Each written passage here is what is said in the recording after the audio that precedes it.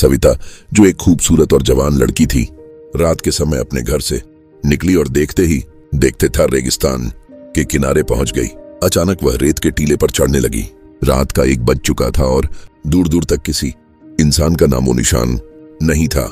कुछ ही देर में वह थार रेगिस्तान की एक ऊंचाई पर पहुंच गई। वहां लकड़ी का बना एक कच्चा घर खड़ा था। अब यह जवान और खूबसूरत लड़की उस कच्चे घर की ओर बढ़ी। उसने धीरे से एक छेद से अंदर झांका और फिर सीधे खड़ी हो गई। दरवाजा खटखटाने से पहले अचानक उसने खुद को देखने का इरादा किया। अपने पर्स से आईना निकाला, बाल संवारने लगी और ऊपर से नीचे तक अपने आप को निहारा। उसने कपड़ों को ठीक किया ताकि वह और भी प्यारी और अच्छी लगे।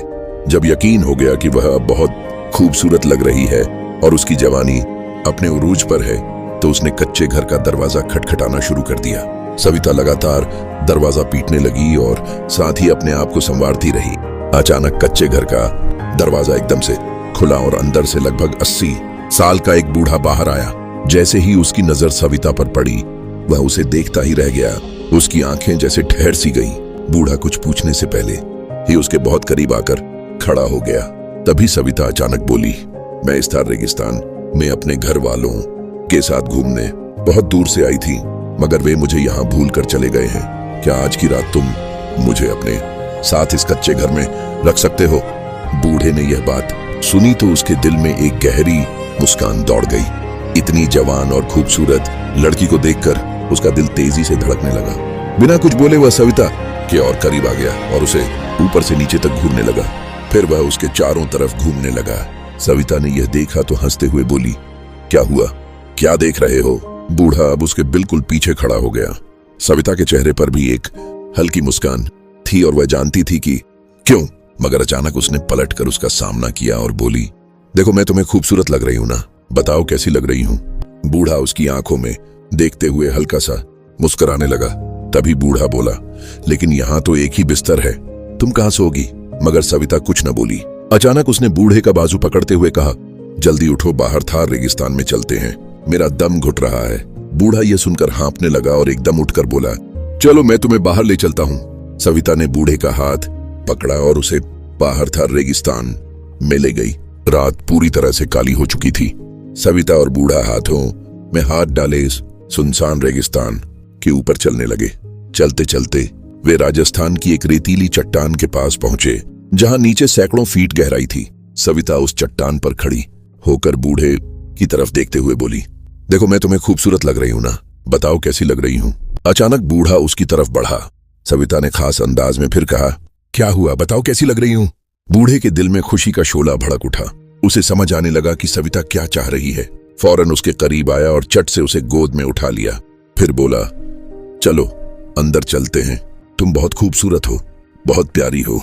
सविता भी मुस्कुराई और बूढ़े को देखते हुए बोली, चलो। बूढ़ा उसे गोद में उठाए कच्चे घर की तरफ जाने लगा। कच्चे घर के पास पहुंचते ही अचानक वह ठहर गया। उसे एक ख्याल आते ही सविता को नीचे उतारा और ऊपर से नीचे तक गहराई से घूरने लगा। फिर बोला, पहले बताओ तुम कौन हो? ये सब इतनी जल्दी कैसे मुमकिन है? मुझे यकीन नहीं आ रहा। सविता का दिल धड़कने लगा। वह उसके करीब आई, आंखों में देखते हुए बोली, बताया तो था, मेरे घर वाले मुझे यहाँ छोड़कर चले गए। और कोई बात नहीं, तुम क्यों शक कर रहे हो? बूढ़ा एक बार फिर उसके चेहरे को गहराई से देखता रहा और फिर बोला, हाँ। सविता हल्की मुस्कान के साथ छिप गई। तभी बूढ़ा बोला, आओ रात हो गई है, चलो अंदर जाकर सोते हैं। सविता ने मुस्कुराते हुए कहा, इतनी जल्दी क्यों? आओ पहले थार रेगिस्तान में थोड़ा मजा कर लेते हैं। बूढ़ा भी मुस्कुराया और बोला, चलो आओ चलते हैं। रात अब अपने आखिरी पहर में थी और आसमान गहरे अंधेरे में लिपटा हुआ था। बूढ़े ने जब कच्चे घर की तरफ देखा तो खुशी से झूम उठा और अचानक सविता का हाथ पकड़कर बोला, आओ इस खंडहर के अंदर चलते हैं। सविता ने कहा, नहीं, इस वक्त अंदर अंधेरा होगा। और देखते ही देखते दोनों थार रेगिस्तान के किनारे राजस्थान के एक अंधेरे खंडहर के करीब पहुंच गए। बूढ़ा दिल ही दिल में मुस्कुराया और बोला, चलो तुम खंडहर के अंदर जाओ। सविता ने इधर उधर देखा और फिर खंडहर के अंदर बढ़ने लगी। बूढ़ा भी उसके पीछे पीछे अंदर चला गया। यह एक लंबी सुरंगनुमा खंडहर था और अंदर जगह बहुत तंग थी। सविता अंदर चारों तरफ देखते हुए आगे बढ़ रही थी और बूढ़ा उसके पीछे आ रहा था।